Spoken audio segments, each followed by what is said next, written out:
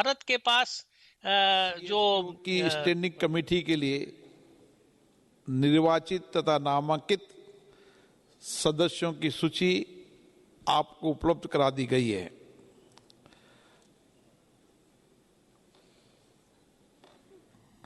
मैं 28वें CSPO सम्मेलन के अंतिम भाग में इस सम्मेलन के अध्यक्ष के रूप में मुझे CSPO की अध्यक्षता औपचारिक रूप से अगले मेजबान देश को सौंपने का सम्मान प्राप्त हो रहा है।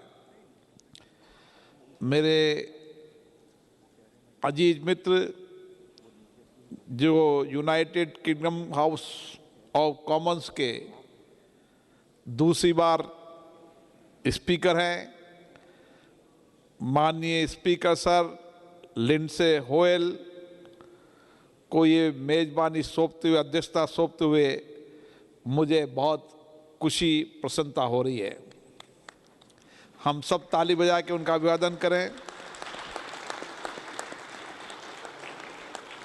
उनका सक्षम नेतृत्व, उनका विशाल संसदीय अनुभव निश्चित रूप से राष्ट्रमंडल देशों के संसदों के बीच में और सहयोग को और मजबूत करेगा।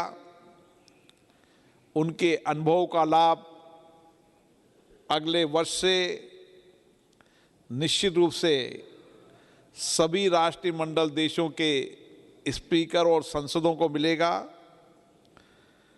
मैं उनके अनुभव का और ज्ञान का लाभ अभी भी लेना चाहता हूं। मैं सर लिंडसे होयल जी को जो अगली अध्यक्षता संभालेंगे उनको इस सभा को संबोधित करने के लिए आग्रह करता हूं।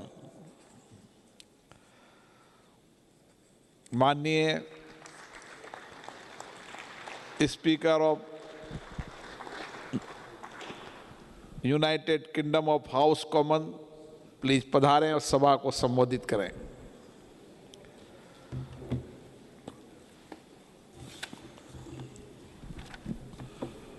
First of all, Mr. Speaker, my friend of Luxembourg, Chairman, the panels, all who've been involved. I cannot thank you enough, and the excellent team here in India, the way that we've been treated and looked after and well fed. I say to you, Mr. Speaker, I am in trouble when I get home. My wife will say, all you've been doing is eating. I go home heavier than when I arrived, but I will say it's been a pleasure to have such wonderful food. But it's about Parliament. It's about India. It's about a legacy of Gandhi, a great man, a great politician, a politician that inspired others to take the shackles of the empire away, who led to a new beginning and a new Commonwealth. And it's not just about looking back. It is now about us looking forward. It is about the family of the Commonwealth. We must be there for each other. It is one family. It is the Commonwealth family. So please, let us be the advocates, the beacon of hope, the beacon of other nations that look to us, because we hold up democracy. That's the difference between us and other countries. We are democratic. We believe in that democracy. Others would beg to be able to have a vote for the people who are elected in our countries.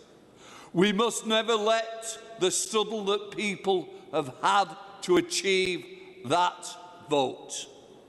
So this Commonwealth, coming together at Speakers' Conference, we hold, and quite rightly, we hold the power of Parliament. We are there to serve Parliament. We are there to ensure that values are kept. And those values are so important. When I look around, and I look at the world that we're in at the moment, it is a sad world. It is a dangerous world, on the edge of wars all the time. And that's why the Commonwealth must be the light of hope. We must show where democracy starts. We've got to call out the lights of Russia and China. We need peace in the Middle East. We need that to happen. And we've got to express that peace is the way forward. We must not allow bombs to be the answer. So please, let us all aim for peace. And let our parliaments call and condemn war. And we mustn't forget the struggles around the world at the same time, such as Sudan. People who are starving, people who are forgotten. Nobody in this world should be forgotten. And that's why a nation like India, that will lead the world, that will be #1 in the world. China may be powerful. India, you will achieve. You will take the Commonwealth forward. And we want to be with you. And please, let us share knowledge. Let us share inspiration. Let us share values. And as people have said about the pandemic and the role that you played in Africa, it is about viruses that may come, it may be wars, but we mustn't forget each other. Knowledge is important. Knowledge should be shared. Democracy should be shared. So what I want to do is, you have set a bar so high in India at this Commonwealth Conference. How are we going to do that in 2 years? Your aspirations must be lower because we've been treated so well. But it is about a torch of freedom that we must talk about in London. It is about the freedom and democracy. We must remind that as good as we may think we are not the future. The future is the young people of our nations. Let us invest in young people. Let us ensure there are no barriers to women or people who want to stand and fight for office. We must stand up for people, and we must stand up for all. Nobody should be left behind. So when we go to London, I expect CSPOC to be a great conference. I want to welcome you to London. And I've got to tell you, I've got a little video now that I want to be played, and then I'll finish. Hopefully they'll play the video.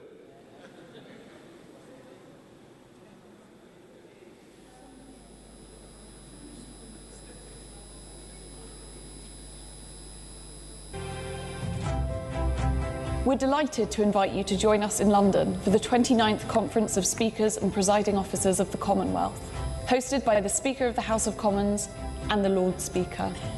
The Conference of Speakers and Presiding Officers of the Commonwealth is an important gathering in our parliamentary calendars, and we're looking forward to hosting you all in 2028.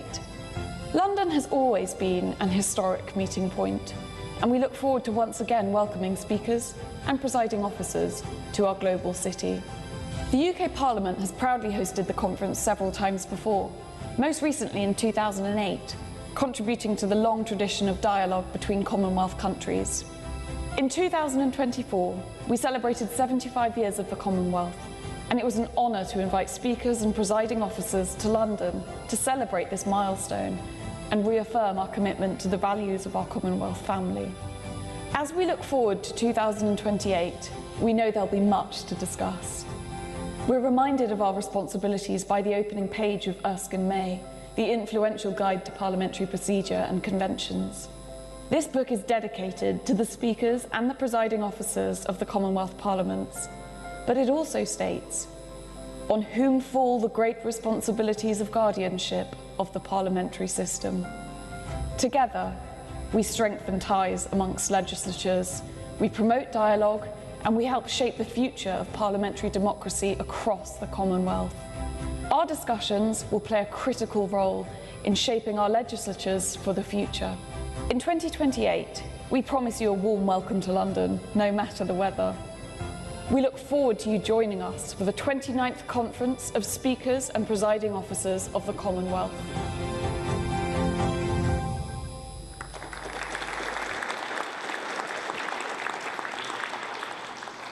So, Mr. Speaker and Speakers, Presiding Officers, please come to London.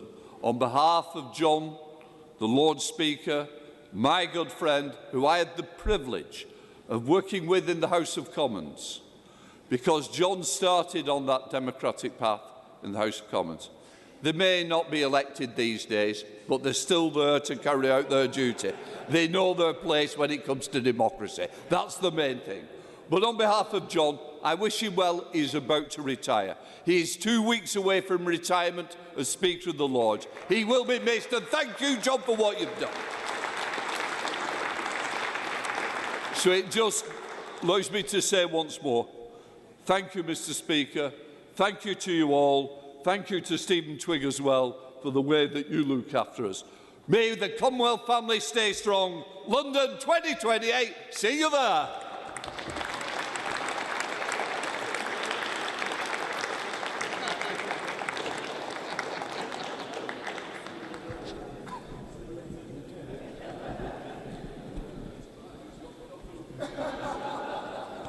मैं excellency sir Lindsey OL जी को स्वीकृति भाषण में जो जोश, उत्साह, उमंग उनमें थी, निश्चित रूप से 29 CSPOC सम्मेलन अपने आप में अभूतपूर्व होगा। भारत दुनिया के डेमोक्रेसी, लोकतंत्र, मदर ऑफ डेमोक्रेसी में जो चर्चा, संवाद हुई, उसको हम अब हाउस ऑफ कॉमन्स में जाकर चर्चा करेंगे और नए विचारों से नई दिशा देंगे। एक्सलेंसी, मैं समापन के पहले मैं सभी डेलीगेट को पोस्ट कॉन्फ्रेंस टूर के लिए भी आग्रह करता हूं। वह मेरे प्रदेश जयपुर, जिसको पिंक सिटी के रूप में जाना जाता है, जिसकी समृद्ध सांस्कृतिक प्रसिद्धि है, दुनिया के पर्यटक वहाँ पर आते हैं, वहाँ के किले, वहाँ के महल, वहाँ की स्थायित्व विरासत अद्भुत है। मैं सभी माननीय प्रतिनिधियों से आग्रह करूँगा को निश्चित रूप से राजस्थान के पिंक सिटी में आए। मैं भी वहाँ पर आपके साथ डिनर में शामिल होऊंगा। राज्य के मुख्यमंत्री भी वहाँ रहेंगे, अन्य मंत्रीगण भी रहेंगे, विधानसभा के अध्यक्ष भी रहेंगे। मेरा आग्रह है कि आप वहाँ पर जरूर आए। मैं अब इस समापन की ओर बढ़ता हूँ। CSPO के इस सम्मेलन में